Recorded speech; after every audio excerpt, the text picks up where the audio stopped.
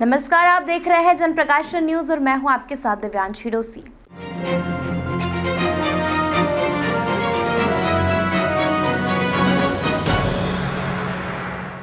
उत्तर प्रदेश के पूर्व मुख्यमंत्री और सपा के राष्ट्रीय अध्यक्ष अखिलेश यादव अपने 2 दिनी दौरे पर मध्य प्रदेश आए। इस दौरान बाबा साहिब की जन्मस्थली पर माल्यार्पण करने के बाद इंदौर प्रेस क्लब में मीडिया से चर्चा के दौरान कई सवालों के जवाब दिए।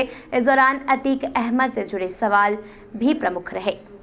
इंदौर प्रेस क्लब में पत्रकारों से चर्चा करने पहुंचे समाजवादी पार्टी के राष्ट्रीय अध्यक्ष अखिलेश यादव द्वारा पत्रकारों के तमाम सवालों के जवाब देते हुए कहा कि उत्तर प्रदेश में किस तरह की राजनीति हो रही है वह समझ से परे है, क्योंकि वहां पर विकास से तो वोट नहीं मिलते, लेकिन एनकाउंटर और सामाजिक दरार उत्पन्न कर वोट की राजनीति की जा रही है। समाजवादी पार्टी हमेशा से विकास के मुद्दे पर ही खड़ी रही है। इसी के साथ सवालों के जवाब में उन्होंने कहा कि समाजवादी पार्टी कभी भी माफिया के साथ नहीं रही, तो वहीं उत्तर प्रदेश में अब फेक एनकाउंटर का प्रदेश बनता जा रहा है। प्रदेश में बीजेपी सरकार केवल जाति देखकर ही इनकार कर रही है। माफियाओं की सूची सरकार बनाती है तो गोरखपुर के कई लोगों के नाम क्यों छोड़ दिए जाते हैं? उन्हें भी इस लिस्ट में रखना चाहिए। सबसे ऊपर नाम किसका रहता है? राहुल गांधी के सवाल पर उन्होंने कहा कि कांग्रेस पार्टी को अपनी भूमिका स्वयं तय करने की आवश्यकता है, क्योंकि वह एक राष्ट्रीय पार्टी है और काफी पुरानी है। हम किसी तरह की कोई राय नहीं दे सकते। कांग्रेस को क्षेत्रीय राजनीतिक दलों से मुलाकात कर एक गठबंधन तैयार कर बीजेपी के खिलाफ लड़ने की जरूरत है। जिस तरह से अभी माहौल चल रहा है उसके लिए तीसरे मोर्चे का गठबंधन जरूरी है।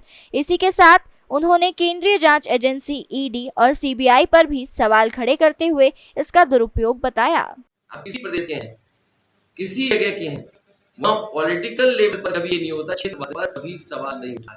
और केवल एक उदाहरण नहीं है जो मैंने दिया, अभी पुराने भी बहुत सारे उदाहरण आपको मिल जाएंगे।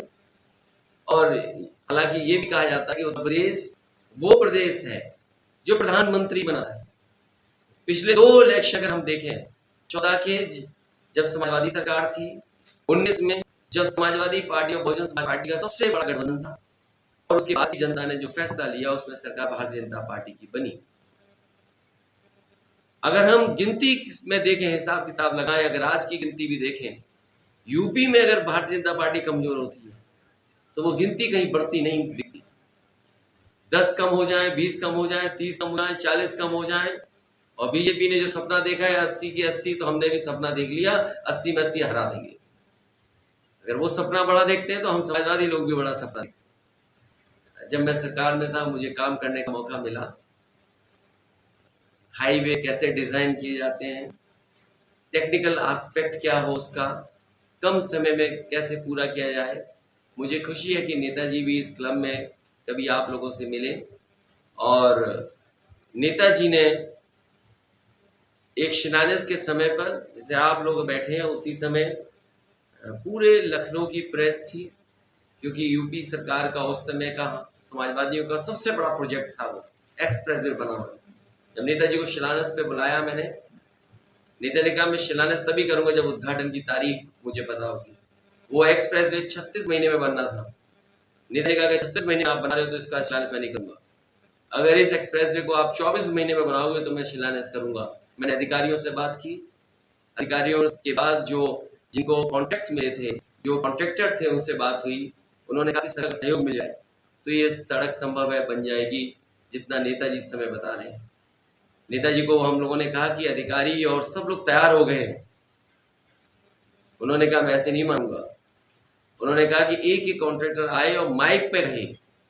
सबसे पहले शाहूजी पालन जी, जो देश की सबसे बड़ी कंस्ट्रक्शन कंपनी है, उसने कहा कि नेताजी आप कहते हैं और सरकार का सहयोग मिलेगा तो हम इसको 24 महीने में बना करके तैयार कर देंगे। इसके बाद एलएनटी ने कहा, फिर एनसीसी ने कहा, और फिर एक और कॉन्ट्रैक्ट कंपनी थी उसने भी कहा। और सोचिए नेताजी की वजह से वो 24 महीने में ही 21 महीने में हम लोगों ने। देश दुनिया की तमाम खबरों के लिए चैनल को लाइक करें, शेयर करें, सब्सक्राइब करें।